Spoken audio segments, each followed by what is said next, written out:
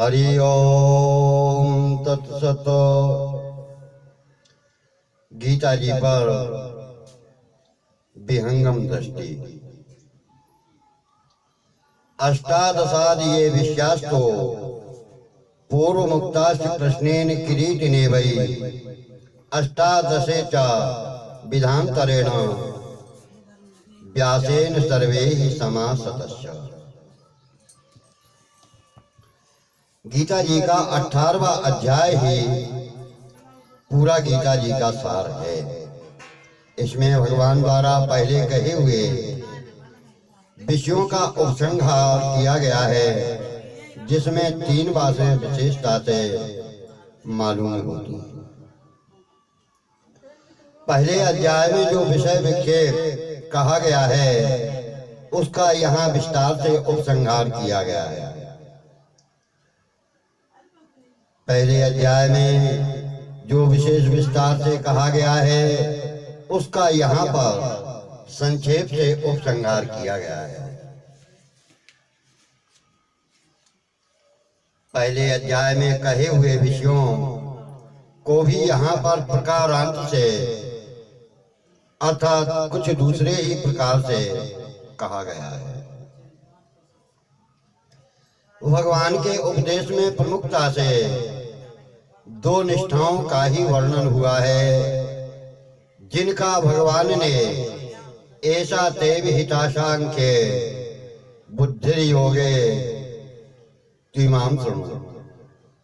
दूसरे अध्याय का 39वां श्लोक पदों में संकेत रूप से और लोकेशमिन द्विविधा निष्ठा ज्ञान योगेन सांख्यानाम कर्म योगेन योगिनाम।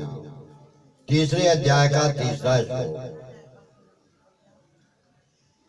इन पदों में स्पष्ट रूप से वर्णन किया गया है। उन्हीं 2 निष्ठाओं को तत्व से जानने के लिए अर्जुन ने 18वें अध्याय के आरंभ में प्रश्न किया। अतः उन्हीं 2 निष्ठाओं में आए हुए विषयों का इस 18वें अध्याय में संक्षेप से, विस्तार से या प्रकारांत से उपसंहार किया गया है। जिस भगवत भक्ति का 7वें अध्याय से 12वें अध्याय तक विशेषता से वर्णन हुआ है, वह भगवान के अपने हृदय की बात है और दोनों निष्ठाओं से विलक्षण। वह सांख्य निष्ठा या योग निष्ठा नहीं, प्रत्युत भगवान निष्ठा ही है, जिसमें केवल भगवत परायणता है। इसी भगवान निष्ठा के वर्णन में भगवान ने अपने उपदेश का उपसंहार किया है।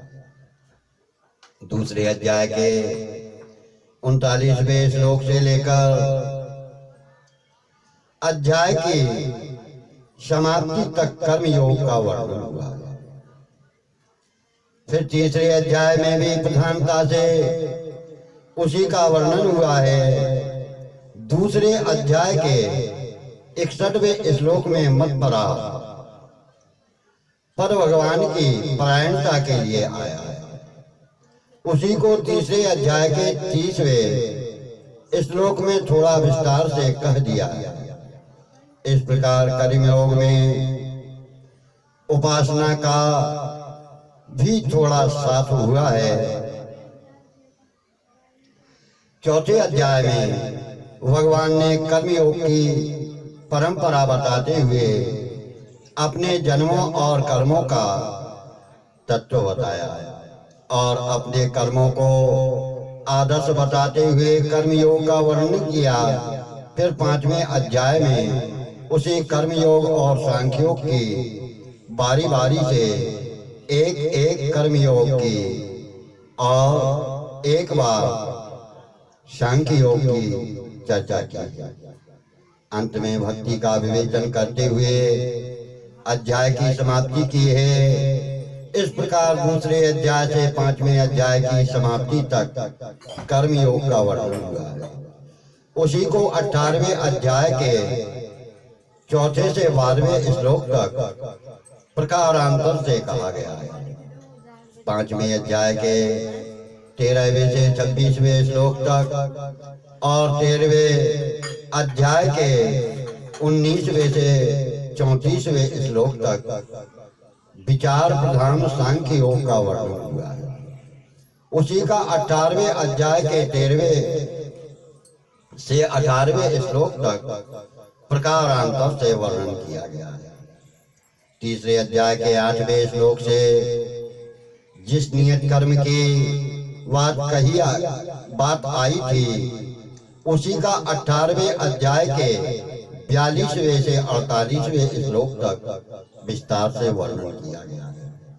7वें अध्याय से लेकर 12वें अध्याय तक भक्ति योग का जो विस्तार से वर्णन हुआ है, उसी का 18वें अध्याय के 56वें से 66वें श्लोक तक पहले की अपेक्षा कुछ संक्षेप में और कुछ प्रकारांतर से वर्णन हुआ है।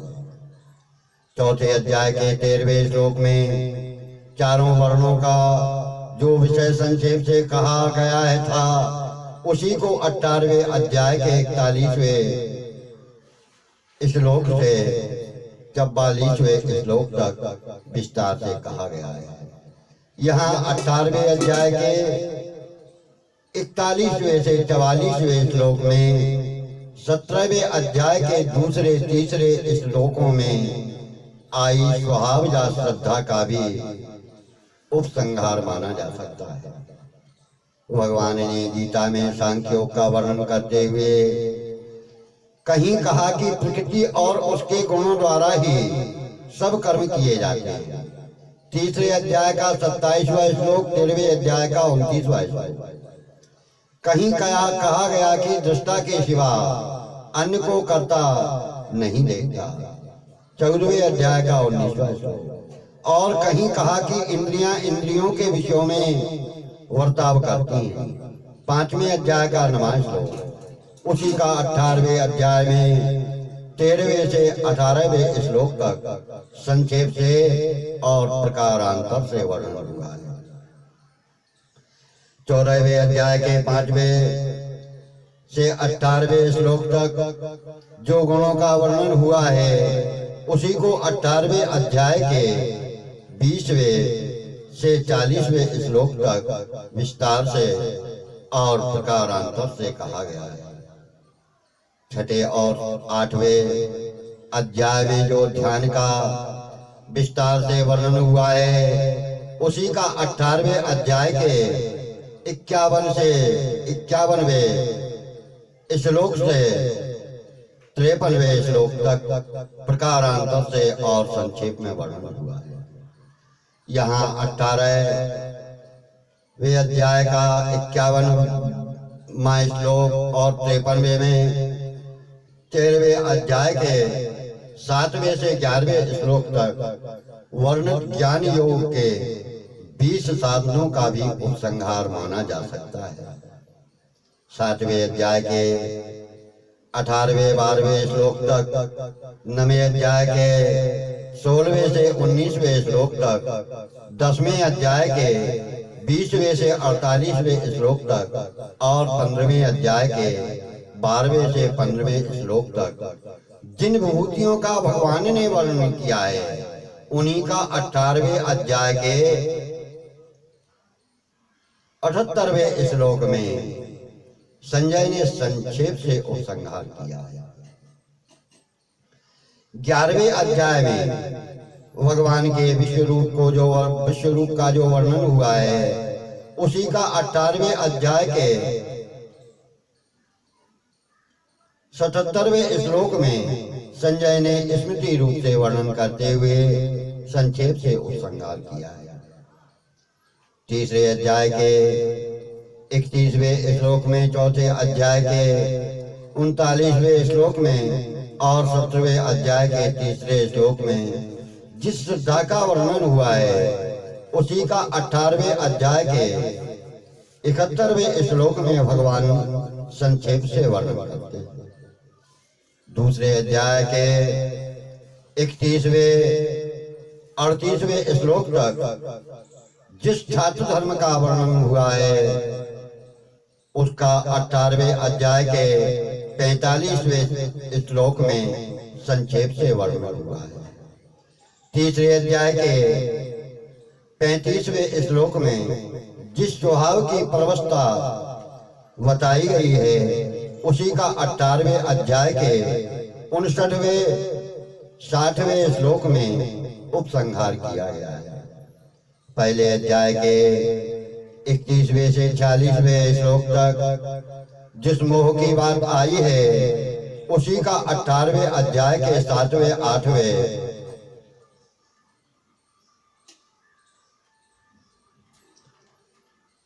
7वें 60वें 72वें और 73वें श्लोक में संक्षेप से उपसंहार हुआ है।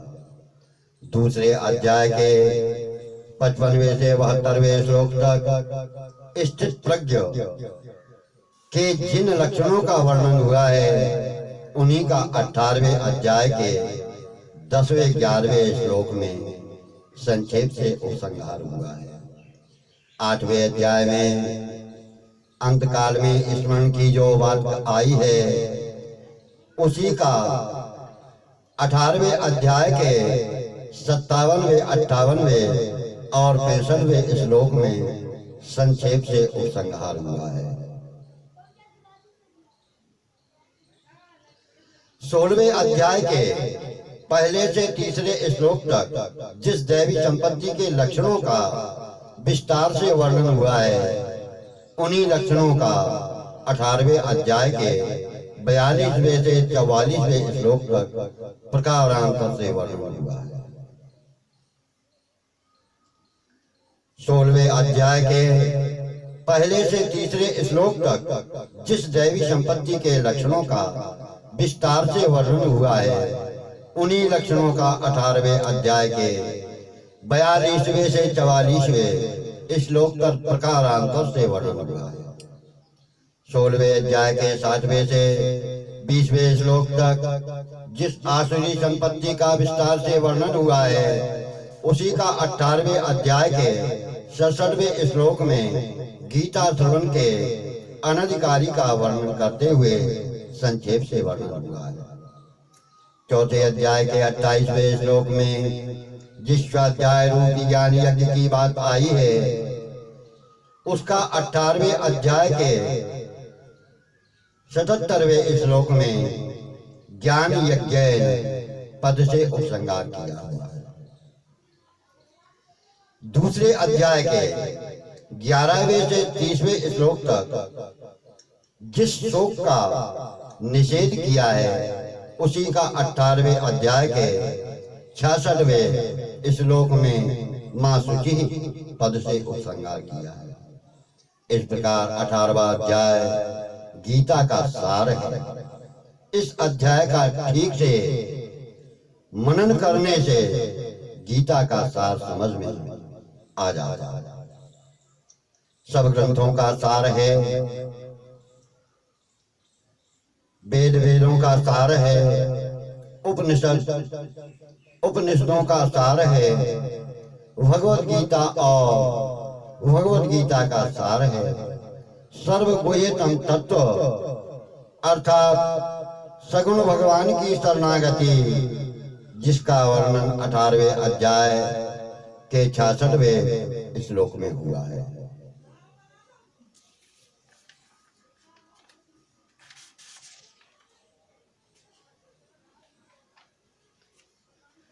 हरि ओम तत्सत।